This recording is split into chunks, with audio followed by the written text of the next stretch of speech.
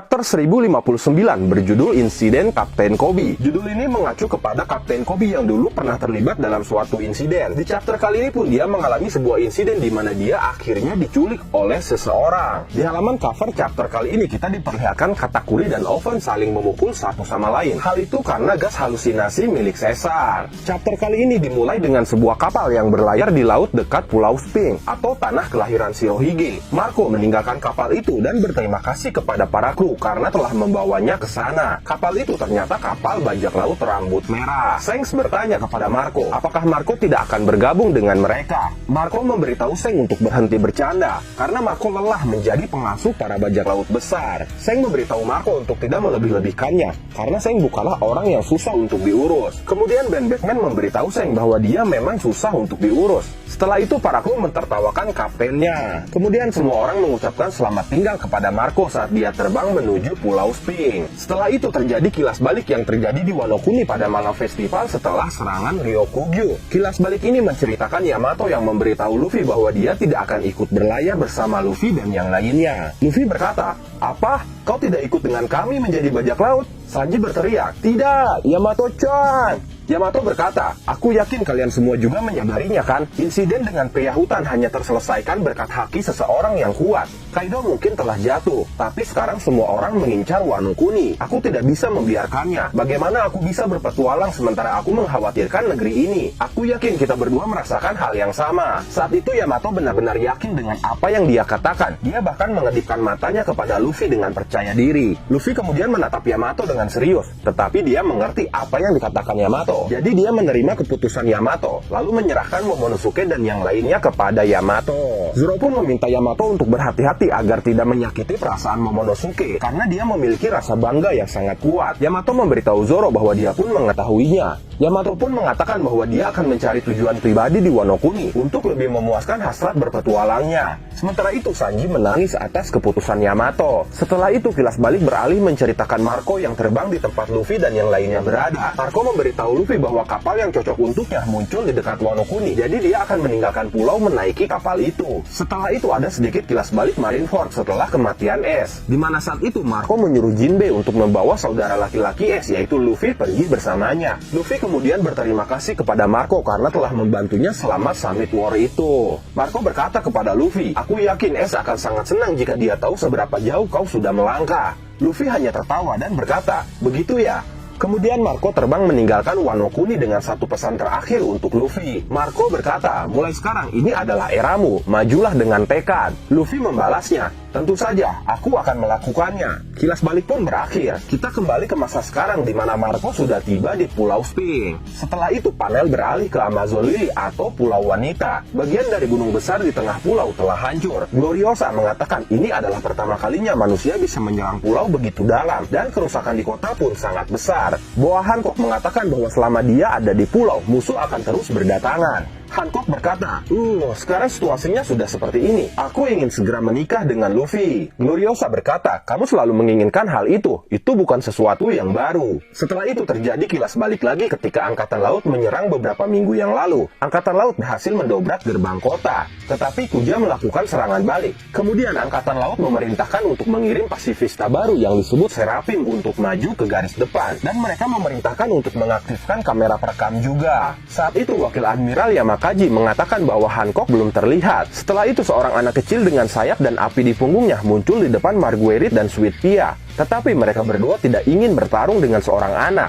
Anak kecil itu memiliki pupil berbentuk bintang dan bisa menembakkan laser dengan tangannya, seperti pasifista yang sudah kita tahu sebelumnya. Kemudian setelah itu tiba-tiba kapal bajak laut Kurohige muncul di belakang kapal perang Angkatan Laut. Gempa laut yang sangat kuat mendorong kapal perang Angkatan Laut dari jalur kapal Kurohige menuju Amazon Lily. Angkatan Laut mengatakan bahwa Raja Laut akan melihat gempa laut itu. Kurohige akhirnya mendarat di pulau bersama Katarina Devon dan Vasco Sot. Teach berkata, "Zahaha, aku di sini untukmu, permaisuri bajak laut. Tidak mungkin aku membiarkan kekuatanmu jatuh ke tangan Angkatan Laut." Katarina mengatakan Hancock memiliki wajah yang indah, sehingga dia ingin kepala Hancock untuk dijadikan harta karunnya. Teach memberitahu Katarina bahwa Katarina bisa melakukan apapun yang diinginkan selama dia bisa mendapatkan kekuatan Hancock. Vasco berkata lebih baik menangkap Hancock hidup-hidup dan membawanya bersama mereka. Kemudian Angkatan Laut meminta Wakil Admiral Yamakaji untuk memberi mereka perintah menyerang Kurohige. Tapi Yamakaji mengatakan mereka harus menunggu izin dari markas besar. Tapi Teach menyerang Angkatan Laut terlebih dahulu dengan kekuatan Gura-Gura Nomi sambil menyuruh Boa Hancock untuk keluar.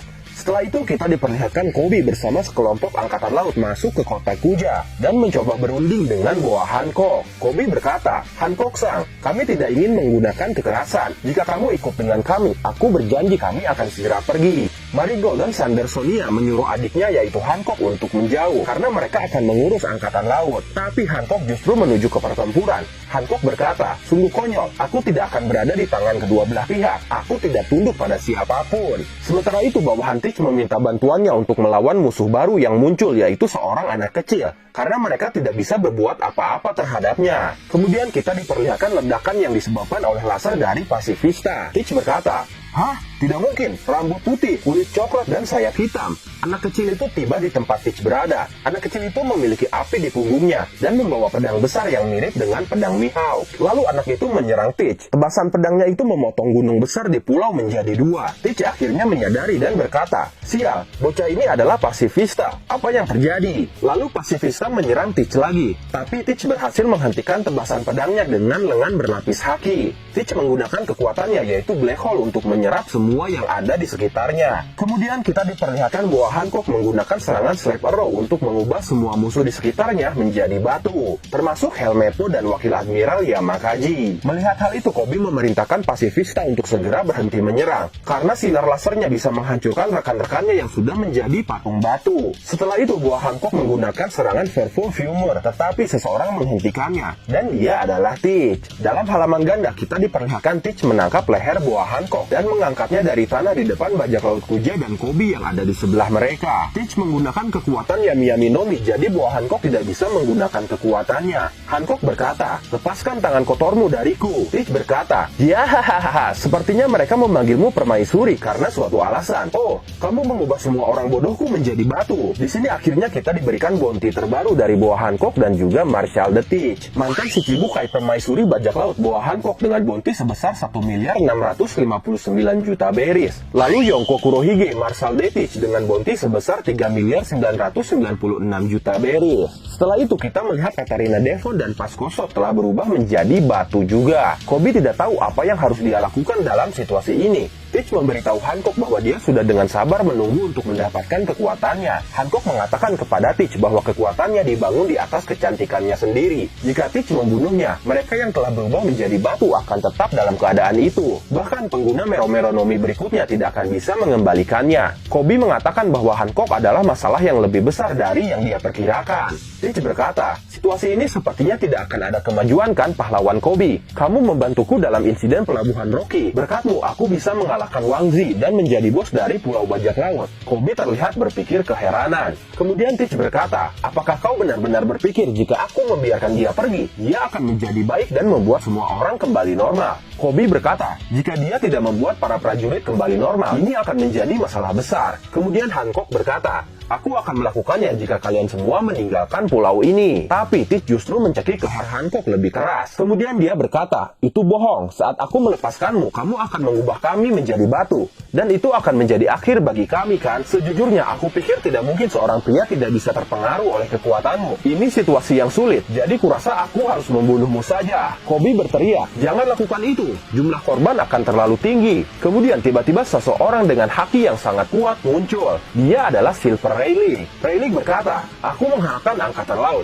Tapi ini, bahkan pemandangan pulau telah diubah. Maaf Hancock, aku terlambat." Teach terkejut dan berkata, "Raja Kegelapan Rayleigh." Setelah itu Rayleigh menarik pedangnya dan berkata, "Hei kau anak magang Shirohige, aku tidak terlalu dewasa untuk mengatakannya, tapi aku tidak menyukaimu." Bawahan Koby dan Teach panik. Rayleigh terus berbicara dan dia menyuruh Hancock untuk mengembalikan semuanya menjadi normal lagi. Dia berkata, "Aku akan menjadi saksinya. Kalian semua akan meninggalkan pulau ini tanpa membuat pergerakan bodoh." Kembali ke Amazon Lily di masa sekarang, ternyata Rayleigh tidak tiba di pulau itu sendirian. Seki bersamanya dan kita akhirnya mengetahui identitas aslinya. Seki berkata, "Kemajuan selalu membawa masalah. Berkat kapal perang batu laut Vegapunk, Campbell bukan lagi tempat yang aman." Seki ternyata ternyata adalah permaisuri Amazon Lily dari 2 generasi yang lalu, mantan kapten bajak laut Kuja yang memiliki nama asli Shakuyaku. Kemudian Rayleigh berkata, sejujurnya hal ini menguntungkan bagi kita. Sekarang aku sudah tua, jadi aku tidak akan bisa mengalahkan Kurohige yang sekarang. Rayleigh mengatakan bahwa sepertinya Angkatan Laut percaya bahwa mereka bisa menggantikan Shichibukai dengan senjata baru yang mereka bawa ke Pulau Wanita. Marigold dan Sandersonia pun membicarakan senjata itu. Marigold berkata di akhir pertempuran, 2 orang itu. Lalu Sandersonia berkata, mereka tidak memiliki satu goresan pun. Dan anehnya salah satu dari mereka terlihat sama persis seperti kakak perempuan kita ketika dia masih kecil. Kemudian kita diperlihatkan gambar wajah Seraphim yang digunakan Angkatan Laut di Amazon Lily. Ternyata memang wajahnya sama persis dengan wajah buah Hancock saat masih kecil, meskipun pupil matanya berbentuk bintang. Chapter kali ini pun berakhir dengan kapal Angkatan Laut yang melaporkan apa yang terjadi di Amazon Lily. Angkatan Laut berkata, ya Pak, kami mendarat di pelabuhan Egghead, tapi Kapten Kobe telah diculik. Panel terakhir chapter kali ini kita diperlihatkan halaman surat kabar dengan foto Kobe. Narator mengatakan bahwa Kapten Kobe, pahlawan insiden pelabuhan Rocky, telah diculik oleh Yonko Kurohige dan kru bajak lautnya. Situasinya saat ini tidak diketahui. Dan itulah menjadi akhir chapter 1059 kali ini. Banyak revisi dari video spoiler sebelumnya di mana ternyata buah Hancock tidak bisa menggunakan kekuatan buah iblisnya. Bukan karena buah iblisnya sudah dicuri oleh Kurohige, tapi karena kemampuan Kurohige yaitu Yami Yami no Mi bisa membuat atau menahan kekuatan seseorang untuk keluar. Sehingga ketika Kurohige menyentuh buah Hancock, kekuatan buah Hancock tidak akan keluar. Kurohige memang berniat mencuri buah iblis Mero Mero no Mi buah Hancock, tapi rencananya digagalkan oleh kedatangan Silver Rayleigh. Ketika Rayleigh datang, semuanya bubar meninggalkan Amazon Lily, tapi Kurohige berhasil menculik Kobe entah untuk tujuan apa. Sejauh ini seharusnya Kurohige memiliki hutang budi kepada Kobe, karena berkat Kobe Kurohige bisa mengalahkan Wang Zi. Itu artinya Kobe seharusnya tidak akan dibunuh, dan kemungkinan dia hanya akan dimanfaatkan saja oleh Kurohige. Cukup menarik, kita nantikan saja chapter selanjutnya minggu depan untuk mengetahui situasinya seperti apa. Oke, cukup sekian pembahasan kali ini. Terima kasih dan sampai jumpa di video selanjutnya.